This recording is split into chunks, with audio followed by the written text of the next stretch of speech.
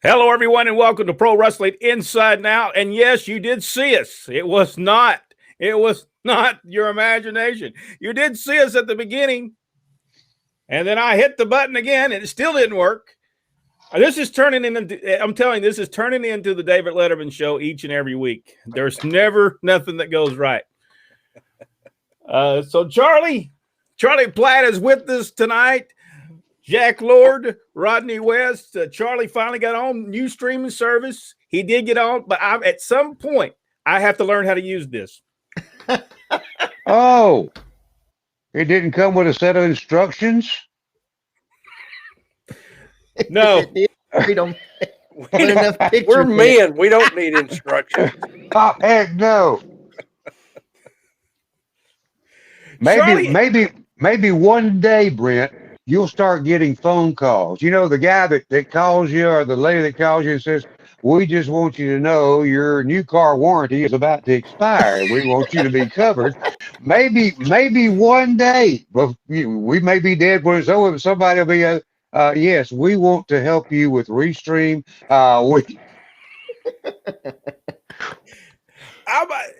I'm thinking maybe it's either I have something in my hand. There's no touch to my hand that turns on this opening, or it just there's something wrong with my computer, or it could just be computer running person problem, and that would be me.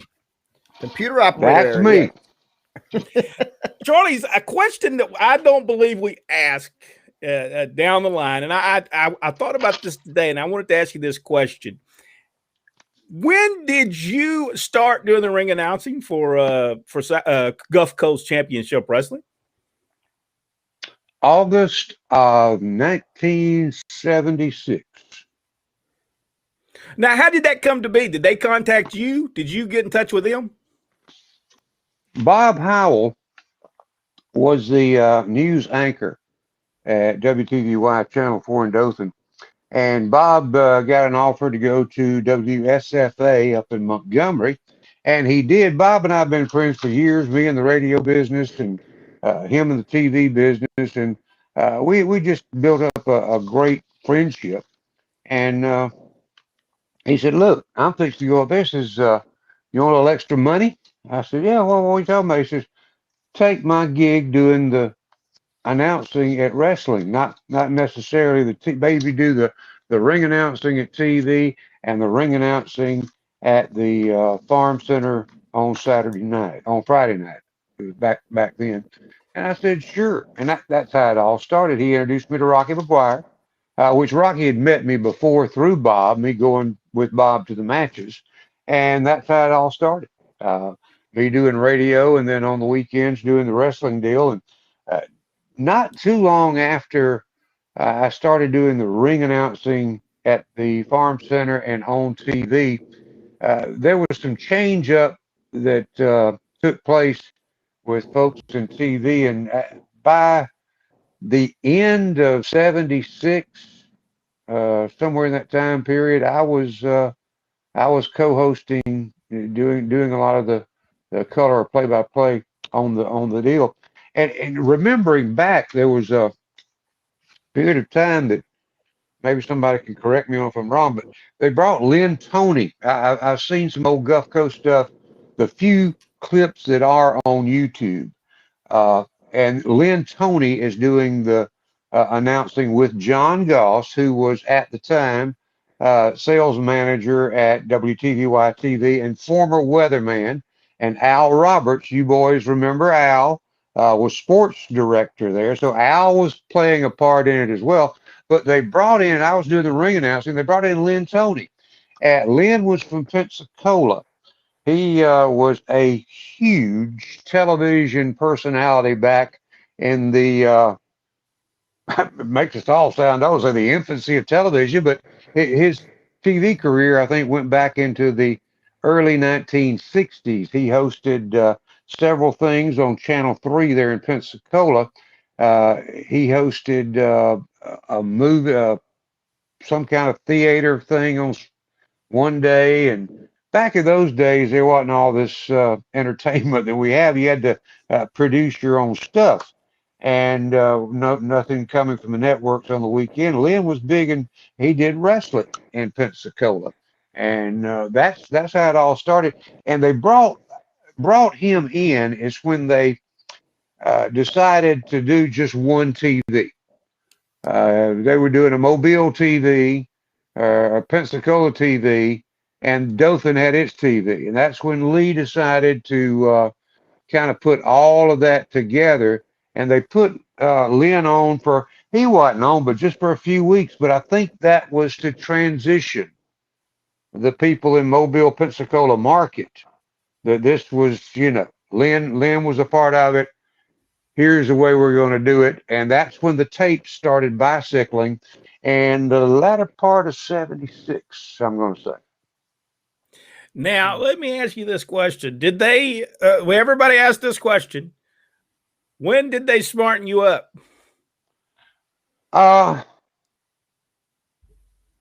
Actually,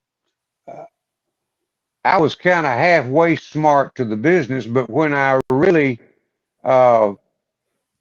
Rocky and I had a talk one night. I remember in New Brockton. I don't remember. It wasn't too far into the deal. Maybe 6 months that Rocky sat down and said, "Hey, we use our bodies and our minds for entertainment and to make a living. Please honor that and protect it." And that's all he had to say. He didn't say, "You go get your ass beat if you, if you say anything," or anything like that. But I mean, it was just a normal. A lot of people in today's seeing the crap they put on TV now and the language they use, they could just see a promoter say, you don't do this." But it wasn't. It was a business like, "Jack, sit down and, hey, this is why we do this. A lot of people make their livings this way." And I was just always willing to protect the business. And when I saw everything turn around, well, yeah, more than half the people knew that it wasn't real. They know if you hit somebody in the head about 6 or 8 times, you're going to knock them out, or, you're going to see some sign of something. And it's going to swell up. And I used this line in an interview one time, and I credited it to who I saw it from, Nick Kozak, and it was in a book. Whatever Happened to Gorgeous George? Joe Jars wrote the book. His father was a professional wrestler, and Joe went on to be sports director for the Chicago newspaper, whatever that is up there. And it was a heck of a book, and it told the story on the business way before Vince smartened everybody up. But Nick used this line when asked, "Is it the F word?" Which is now the F bomb is one thing. Back to us, it was fake. When asked that question, I would say, if it was an intelligent person that I knew what he knew, I would say, "Look, to those who believe, no explanation is necessary. To those who do not believe, no explanation will do." Yep. And I found out at a Gulf Coast Wrestling reunion that Nick was not the originator of that statement. He stole it from Luthez. Which goes to make a point that I wanted to make on tonight's show. Nothing is ever new in the wrestling business. This is true. Jack, it's rehash, rehash, rehash. Where did Hogan get this from, guys? Austin Idol. Correct, for 10 points now. Hulk Hogan stole all of Idol stuff, from Idol Mania to everything. No. Let me correct you. Yeah. Hogan stole a lot of superstar Billy Graham stuff. Yeah. Yep. And he kind of mixed it with the Austin Idol stuff, and those type things always chapped my butt about guys in the business. When Idol would do that deal, and during a dang match, it's supposed to be a I'm going to kill you tonight type situation. Yes. Don't do that crap. Yeah, I agree. Do the match. Do what you're paid to do. Do not be an entertainer. Be a wrestler. And I think that just so many people that watch today's product will never ever know the art of what professional wrestling, and I'm going to use past tense, was all about because it don't exist no more, boys. No. I agree No. with you. I agree with you. Were you a wrestling fan before you got involved? Heck, look, I'm 65 years old. I'm drawing Social Security. I'm retired. I'm 65, Rodney. Do the math. How many TV stations did we have to look at? No. When you I were just a want kid, it was Roy Rogers. It was they done hung Bugs Bunny and all that bunch. You know, the Biden crowd has too. But yeah, that's all we had for entertainment. And when you could run in the house on Saturday afternoon at 4:30 or 5 o'clock and see, and the word live, Yeah. the word live really made an impression on everybody. You know, we didn't know what tape was in the early 1960s. So you run in on Saturday afternoon and you watch the likes of Don Carson, Mario Galinto, Dick Dunn, Tony Gonzalez, the original medic. You see all this crowd every Saturday afternoon live on your black and white TV set. Heck yeah. It don't matter if you were 6 years old or 96 years old. You were a fan. Dickie Murdoch, who was what was his name? For 20 Ron. points. This is your chance, Jack. Huh? Just left me. We just talked about it the other night. Ron Carson. Ron Carson. Ron Carson. Don and Ron, the Carson brothers. Oh, I mean, we had the best of the best of the best.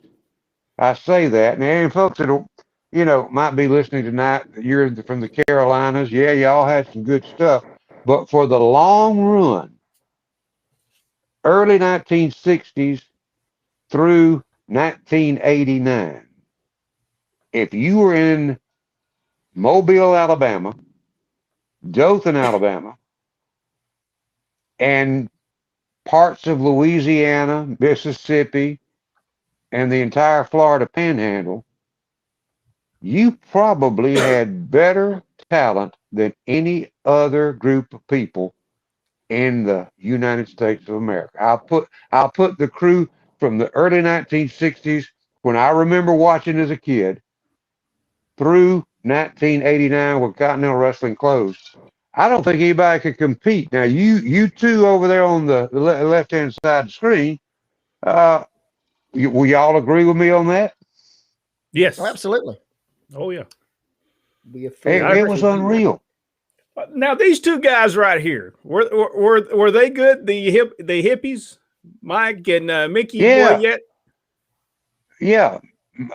Mike, Boyette, Mickey, they were great. They were great. I remember watching them time and time. And I heard a story one time, and I wasn't there. I don't know, but bring up the hippies. You look at that. Put that hair back up there again.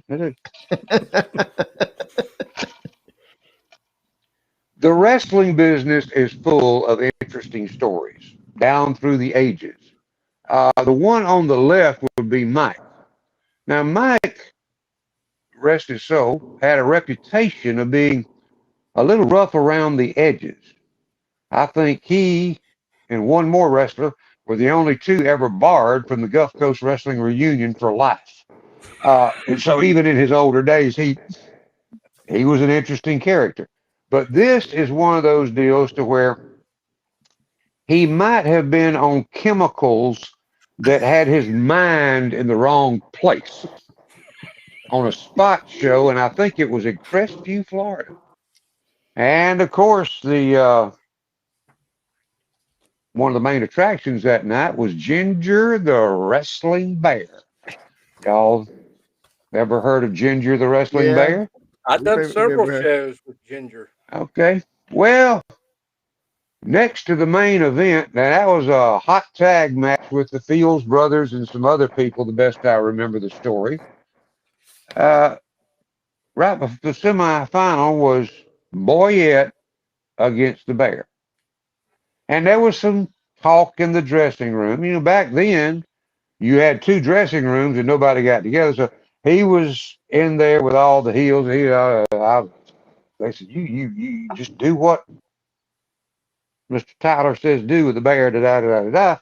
Man, he says, you can't get rough with a bear. He said, I'll show you what I can do. So he gets up there and showers down on the bear.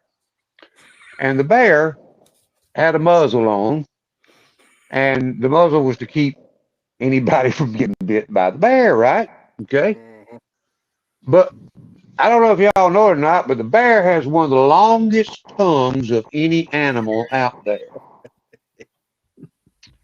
And when Mike showered down on that bear ran that tongue out of the muzzle, it wasn't the teeth, it was tongue, and wrapped around that afro hairdo he had and started pulling hair out by the clumps of hair.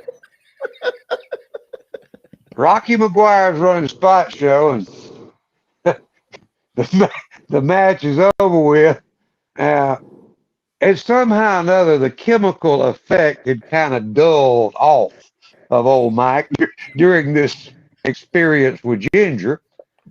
And so he gets back to the dressing room, and Rocky had checked up at the gate with the folks and had walked by the ring and told whoever was there, referee, I don't know if it was Larry Brock, who it was, said, get that DAMN bear hair out of the ring. Sweep it out before the main event. Boy, it's sitting over there kind of halfway. Bear hair hell.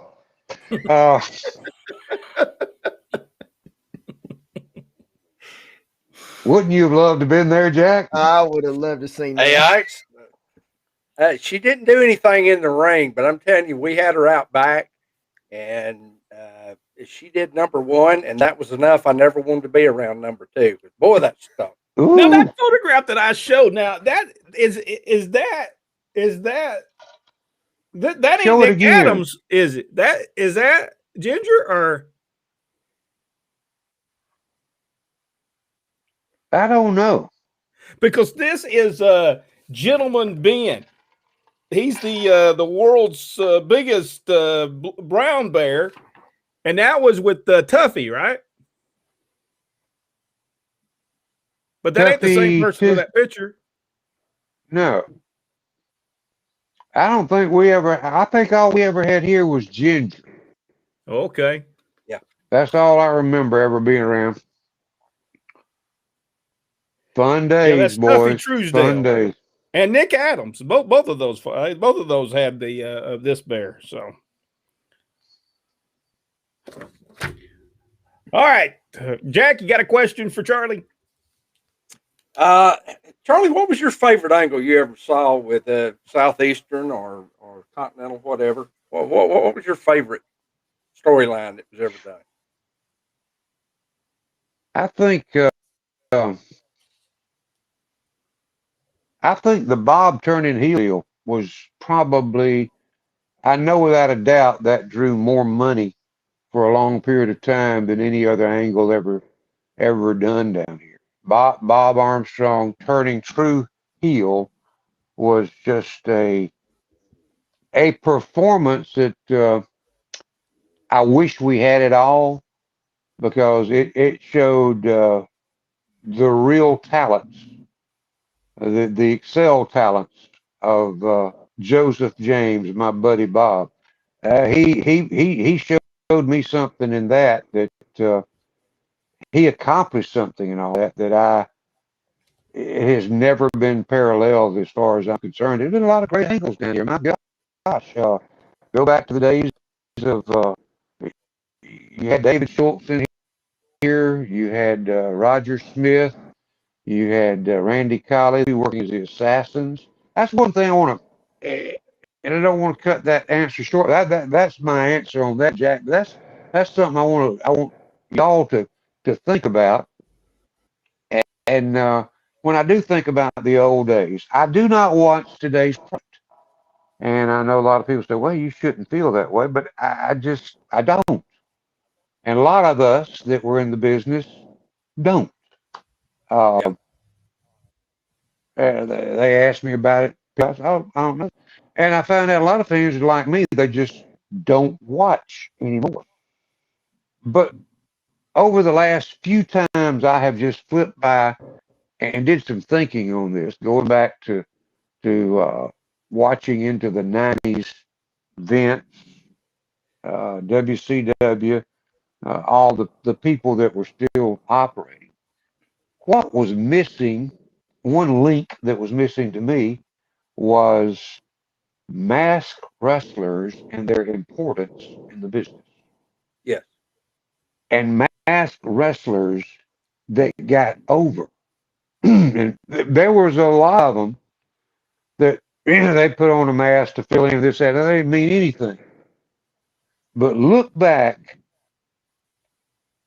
at what the mask made and the men that made the mask is what we'll say. Let's go with Johnny Walker, Jody Hamilton. Let's put Bob Armstrong, old Bullet, in that crowd too. But look at those guys that put those hoods on, because it's hard to build a personality when you're covered up. Yeah. That part of the psychology of those guys who wore the mask, that made the mask mean something and made themselves mean something. Jody and Johnny, that's top of the line. There, you can't duplicate it. Superstar. Yes, there's a lot of names I could call out, but those two, and even going back to my childhood, the masked medics, the mysterious masked medics, whether they were managed by Dr. Jerry Graham or whoever was.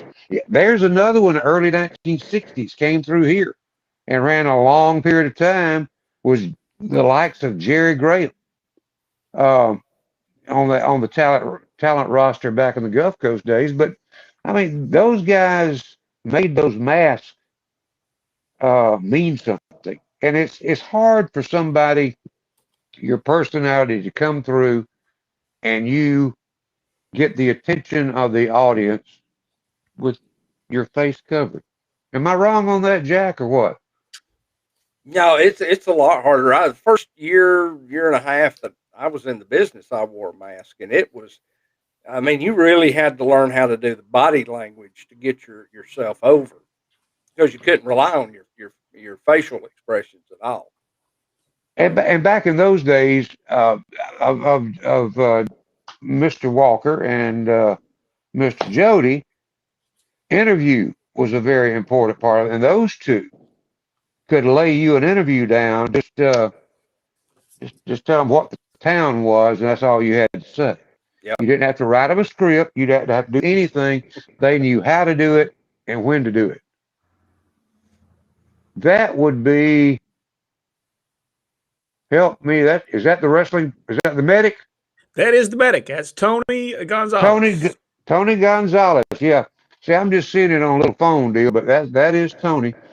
Was glad I got to meet Tony and know Tony through the Gulf Coast Wrestlers Reunion. That's something that this COVID just knocked all our reunions, boys, in the can. And we're losing so many people every year that were part of the era that we're talking about. In fact, most of them from the early 60s are gone.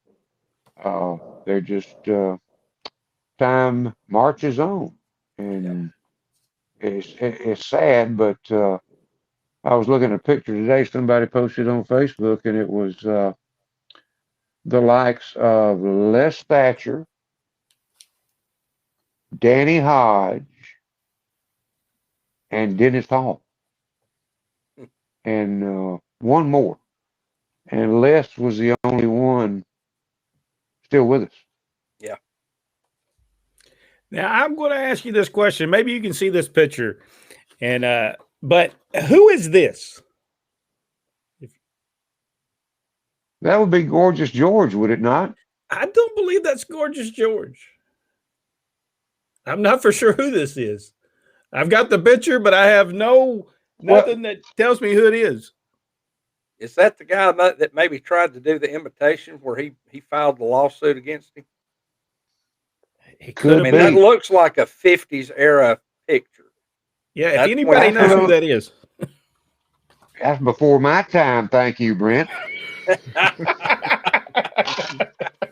Getting the heat, boy, getting the heat. Hey, what about old Dickie Steinborn here? That's who that is, right? If you want, there is one performance of Dickie and I working together that is on YouTube. All you need to do is go to Andre the Giant versus Hulk Hogan arm wrestling. And have you ever seen that one? Yep, I have seen it.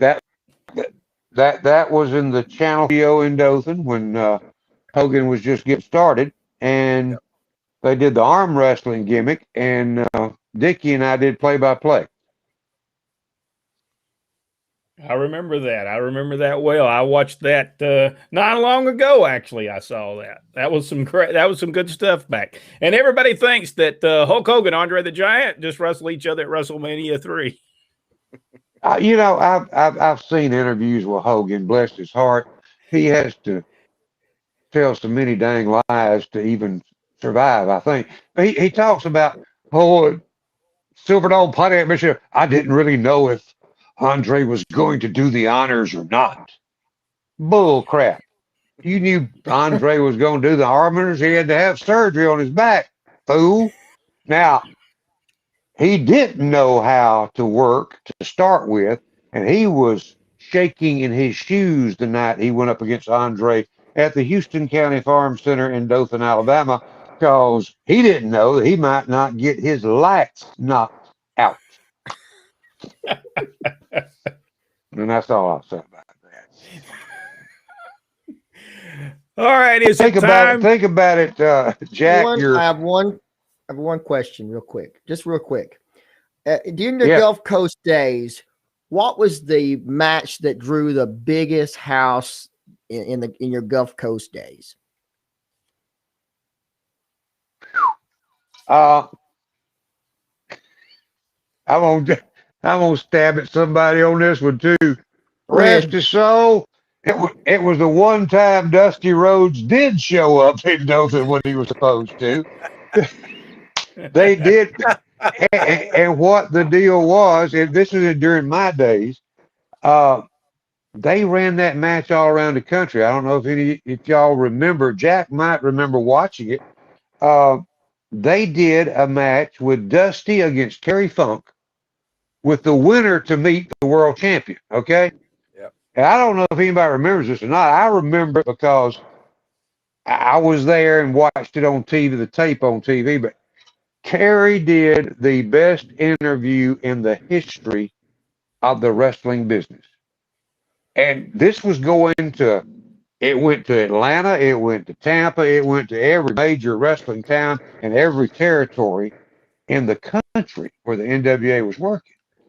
And what they did, gave Terry this 1970-something model. He had it out there on his farm in Amarillo, his pickup truck, and he starts doing this generic thing about Dusty Rhodes and how he was going to kick the horse you-know-what out of Dusty Rhodes. And you look as far as I own it, and I'm going to own you, Dusty Rhodes. And he starts with his cowboy boots, tearing up the quarter panel of a perfectly good Chevrolet pickup truck with his cowboy boot, just kicking the crap out of the thing, and it's dented up and everything. And that, my friend, drew a sellout in the Gulf Coast days. I mean, it was wall to dang wall, because they had been to see Terry Funk in the old building many times when he had, he came through. He would wrestle Ken Lucas, I guess, was the best guy in the 60s and 70s to work with the world champion. He'd work hour Broadways with Briscoe every time Briscoe came through. And Briscoe loved to come through because he knew Ken, and they made it look so darn easy. And this was when I was friends with Bob, and Jack was a champion. And I remember going in the dressing room, and Jack Briscoe would smoke a pack of Marlboro cigarettes before his match. Wow. Mr. Cigar down there in the corner. And then he would go out there in that old building that wasn't air conditioned and work an hour and make it look so dadgum real. You believed it. Even if you were smart, you look when Jack would come to town or Terry would come to town, the guys would get each into the building. And they admired and respected the business. That's what's missing today. Yep. I agree. All right, we ready to see what the insiders got to say? Questions they have to. All right, let's go over here and let's see. You know that doctor, what's his name? Doctor what? Philbo Grice? Yeah. I know that clown. I know him. I do. He don't know this. I think the world about loved his father, his mama, were good friends. He don't know about. I live real close to him, so he better watch what he does every day going to work. Joel Bateman. Hi, everyone. Chad is with us. He says hello. Dr. Philbo Grice. Hello, professors. We await your wisdom. Great to see Charlie. Yes, we was able to get Charlie on. No problems tonight. No problems at all. So that was good. Hello, gentlemen, from Chaplain Freddie Rooster Roper.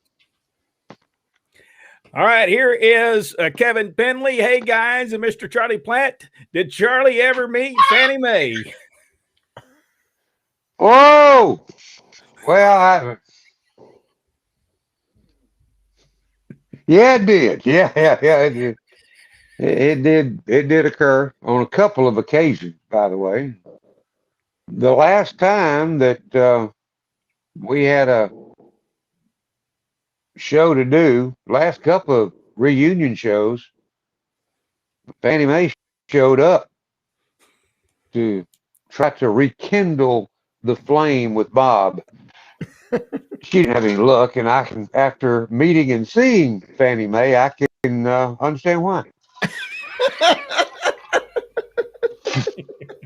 Richard Hood says, good evening, gentlemen. Christian Pierce, I think that's the man with the man bun. Yeah. The bun is in the building, or chat, or whatever. Richard Hood, I believe we've already said. He said, hello, Charlie Platt. Hello, Richard. Charles says we're a little blurry. We're sorry about that. Hopefully we're not to everyone. Sometimes I'm a little blurry, so it just could be just me. We've been blurred us out. Would Charlie ever do commentary for the right promotion ever again? Kevin? No. That was pretty that was pretty quick to the point. Well, something that I think people, and maybe Kevin hopes for this, there will never be a right promotion again. We've lost a generation and a half of working wrestling matches. We've lost a generation and a half of actual workers. And this is my opinion. You know, and everybody says, well, so-and-so today is great. Yeah, they are great at what they're doing. And I'll give them credit for the talent, for what they're doing.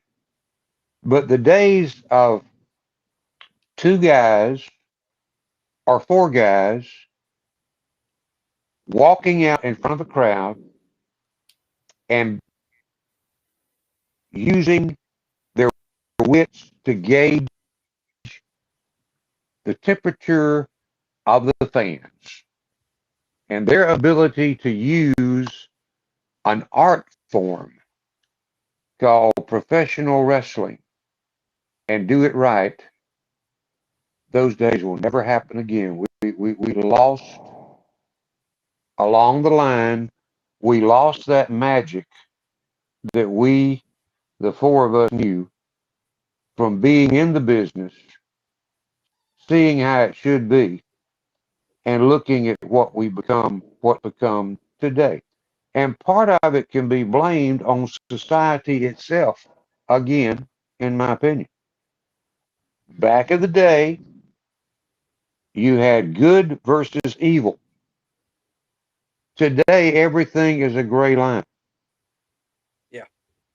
Nobody is established good. Nobody is established evil. And it was good guy, bad guy, cheer the good, boo the bad. Those days and that psychology that made professional wrestling what it was, ain't gonna ever happen again. Not in my lifetime. Tammy Elkins Taylor. I I don't think mean we to be all know negative, but her. it just won't. Jack,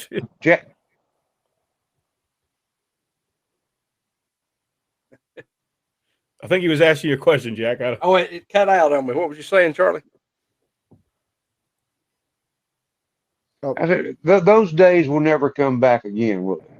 No. The whole mindset will never be recaptured. It's just, we got the memories, and thank God we got a lot of video. And that's why we do this show, so that people will remember it. I think Rodney and Brent will back me up on this. Through all the years down here, there were no contracts. We're talking about time period, Gulf Coast, Southeastern, and Continental. There were no signed contracts with anybody. It was a handshake. Sometimes you did good. Sometimes there wasn't 150 people in the house. You didn't do so good. Yep. But it was a handshake agreement, and everybody respected everybody. Yep. Yeah, once in a while you'd hear, well, let's just say Jack's got the book. Jack's pushing himself. He's pushing so and so. He should be.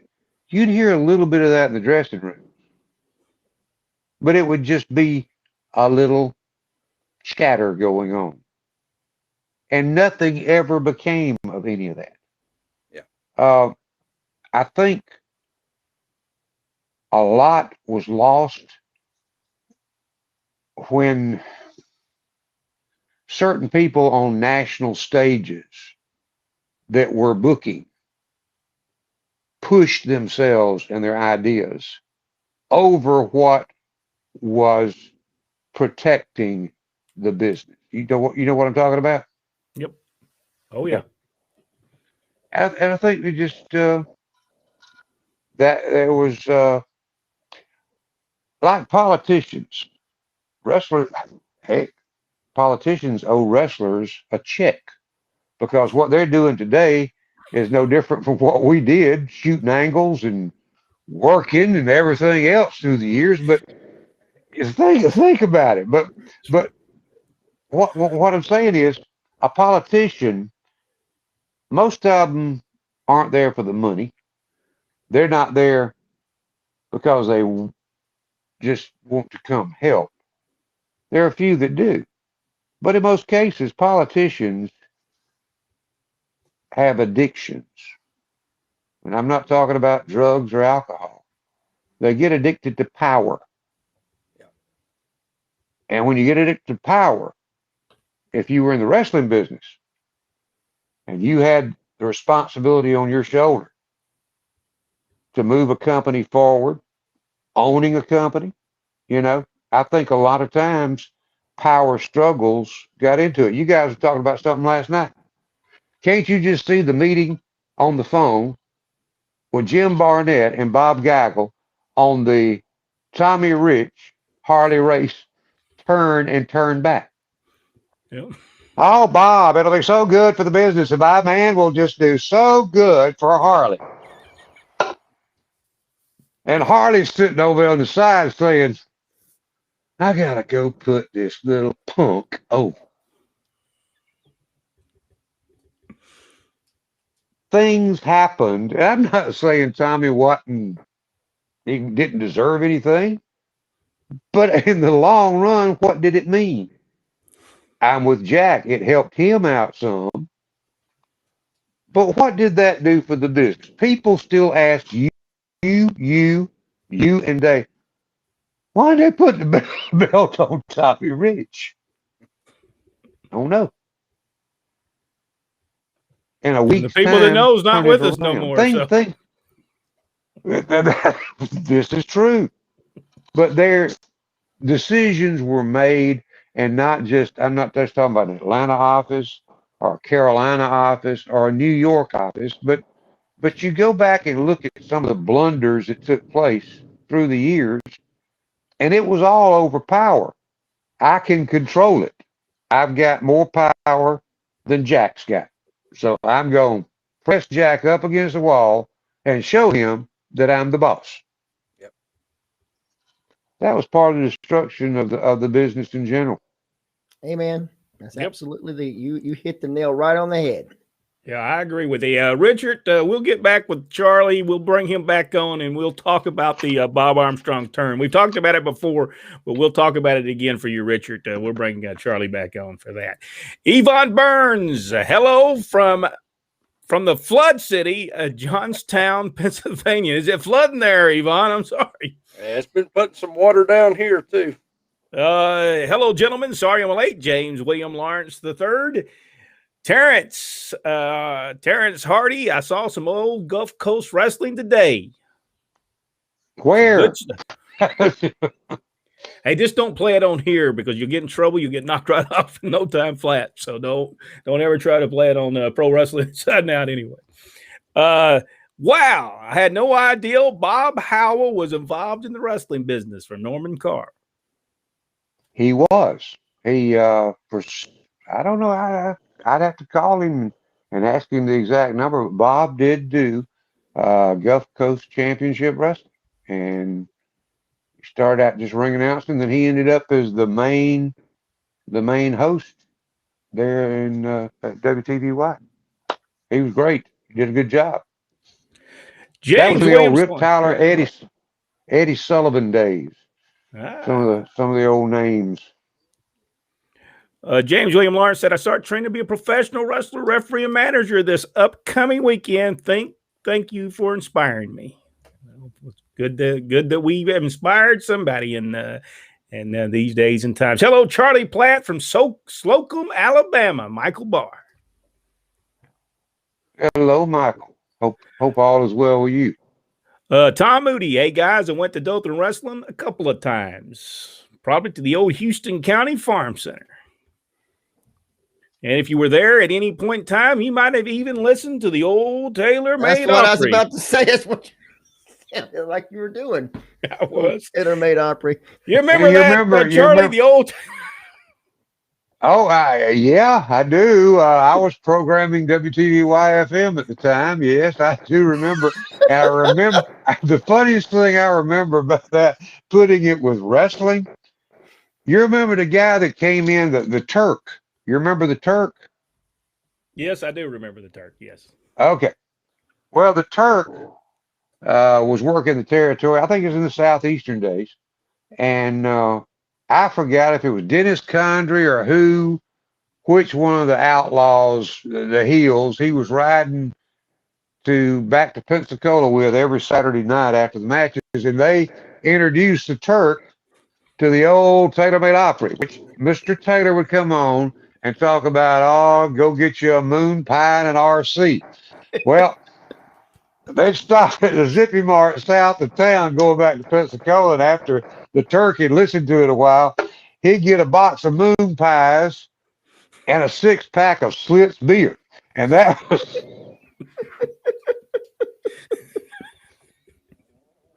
and he loved to... Old Dad loved the old tailor-made Opry. He would listen to that. Oh, yeah. Anybody that would watch him, he'd say, "All right, now, old Porter Wagner's going to step up to the mic right now, and he's going to sing us a song right here on the tailor-made Opry." And I'll never forget Rodney one time said, "That man," I think it was exact words, "that man can't step into that thing. He's already been drinking for the last 3 hours." He's in get somewhere drunk. And Dad slammed the brakes on. "Don't you ever talk about Porter Wagner like that. You don't know the man. You don't know the man." Cuss me out. We're in the car. Oh. And then we're with Dutch Mantell. He's with us. And I said, "Dutch, no matter what you do, don't say anything bad about Porter Wagner." So Dad gets in the car. Dad gets in the car. He said, "Hey, Ronnie, what's this about you and Porter Wagner?" Dad slammed the car. "I'll put you out on the side of the road here." He did. Let's see, where was I at here? Michael Barr asks, Charlie, do you remember the first time you did commentary for Southeastern Championship Wrestling? The first show on the southern end of the territory. It's somebody posted it this week. It's me and Bob Armstrong, and we're chroma keyed with the Southeastern logo behind us, and that was the first Southeastern Championship Wrestling show that was held down here. That was the one where Ron and I do the infamous introducing him to the area, and he's at that super heel. Bob's on there with me. That was the first show, and I guess, it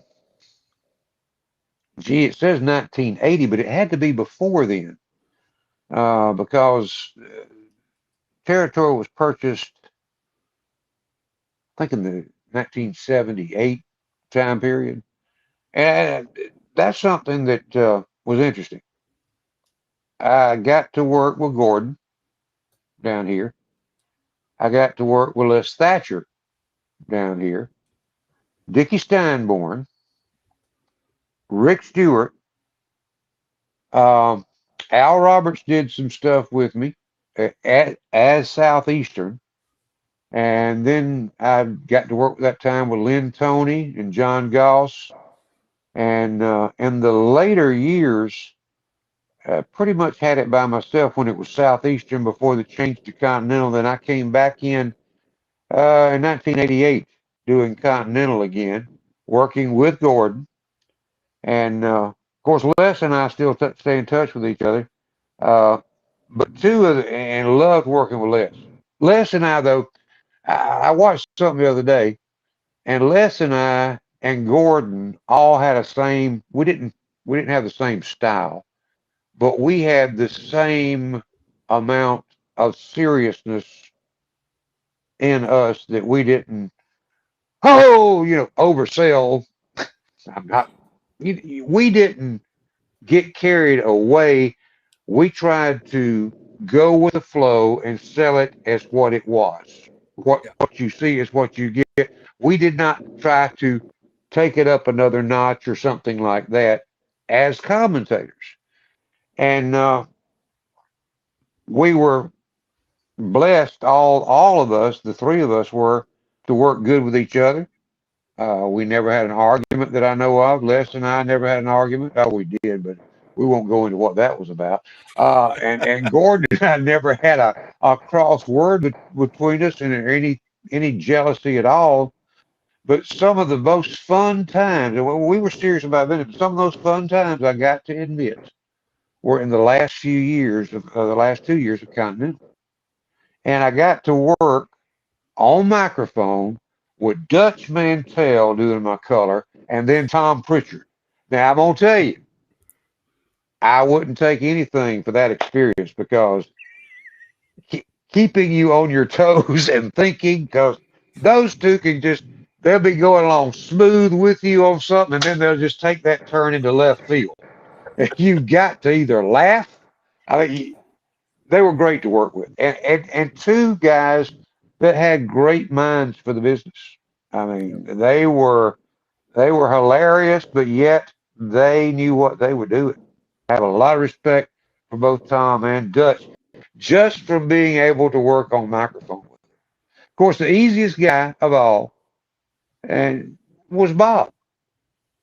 Bob just had that Ryman Simon ability to sit there and boom, boom, boom, boom, boom, and it didn't matter what the match was about, whether he was working heel, whether he was working babyface, which he worked most of the time. He was able to draw you in. Yep. Like nobody, as far as he didn't have the stardom of a Dusty or something like that, but he had a reality and a talent to draw you in to whatever the storyline was. He could tell the story. I mean, he told the story. When he was doing a lumberjack match, he could tell the story of why that lumberjack, where it came from, and make you buy a ticket. Yeah, yeah. And then in the ring, he would sell it and make you glad you bought the ticket and make you want to come back and buy another ticket. Yeah, that's what made the business back then. Yeah, I think they're afraid these days to actually take one guy and try to make him the star. I think that's part of the problem in the wrestling business today, unfortunately. Is there any, let me ask, can I ask y'all a question? I know Jack follows some of the stuff and you guys do because you report on it. But is there any masked wrestlers today? I'm gonna go back to that subject one more time for a minute. There's they have a few guys each promotion does from Mexico. Of course, Rey Mysterio. Oh, I'm not talking. They don't count. No. They don't count. I'm talking about a guy with a mask on that goes out there and lays down a Jody Hamilton or Johnny Walker interview. There is and nobody with a mask or without a mask that can do that. Oh, that's true. That's true. But those you talking about that they are around, I think there's some of the leftovers from the Cole Brothers Circus, if you want my opinion. You're probably right about that. They needed a job. All right, folks, we have a lot of questions, but we are running out of time. So, by the way, Charlie, Jerry Oates said hello. I did read that down. Yeah. By the way, Laura, y'all remember Laura, lovely Laura? Hey, I do. If you can't remember her, you need to check your glasses out. But Jerry Oates, pretty as ever, too. Yes, sir. I'm coming to Columbus to Oates Gym to visit with you one day before long. Yeah, there he said, Jerry Oates. Hello, Charlie. We had Jerry on the other day. We're hoping to get him back on again and talk to him some more about his career. And he had some great stories, and people loved it. And they've asked him to come back. They've asked Charlie to come back several times. And finally, I think we might have a streaming service, even though for some reason Jack was going on and off for some reason. Yeah. I don't know what was going on there, but you never know. He's trying to get his cigar lit over there on the side. I'm holding out for more money. Them puppies are pulling the plug out. What's happening? Were you doing autographs for the Austin Idol fan club? Maybe say, were you going to buy one? I thought you were going to buy one. I was running the table. Jack made $1.68 for Pro Wrestling Inside and Out in January. He's trying to make $2.40. That paid for the matches. That paid for the matches for my cigar. So he's wanting to get a double pay on this thing. So, hey guys, thanks for inviting me. And let me say this right quick to all of you folks that took the time to make us a part of your weekends when you watched us on TV or whatever night, whether it was Boutwell Auditorium, whether it was Civic Center Montgomery, Houston County Farm Center Dothan, if it was Mobile's Expo Hall, Municipal Auditorium, wherever we were and you were, believe me, coming on and doing this makes me thankful I got the opportunity to do what I did. I had a good time at it. The reason I did that quick no, I don't think I could have a good time today in the wrestling business the way it is. And it's just one of those things. But we had a ball. I enjoyed working with the West family. I loved Ronnie West. He was a very special friend, kind of like the Bob Armstrong friend, and we stayed in touch with each other and talked. And there was a lot of great camaraderie that came out of Southeastern, Gulf Coast, and even Continental Wrestling. And to all those guys that might be, including Jerry Oates, love y'all, fan-wise, love y'all. We appreciate y'all. Thank you so much, Charlie. And we will bring Charlie back on here, and we'll because we have a lot of questions we didn't get through, but we could be here 3 Charlie, hours. If you did do commentary, you would have to use the word opportunity as many times in the program as you possibly can. Opportunity. Opportunity, yes. You can't use the word match. You have to use opportunity. Oh, and I'd have to use the word superstar, not wrestler. That's right. And there's a lot of words. Also, they're doing promos today. They're not just doing interviews. They're doing promos. So I never did a promo in my life. I never read a teleprompter in my life. Basically, all I did was look at the card, look at who was there, and we talked about the town, and everything took care of itself and sold out many times. Sure. Yeah. I wonder what we could have done if I'd known that.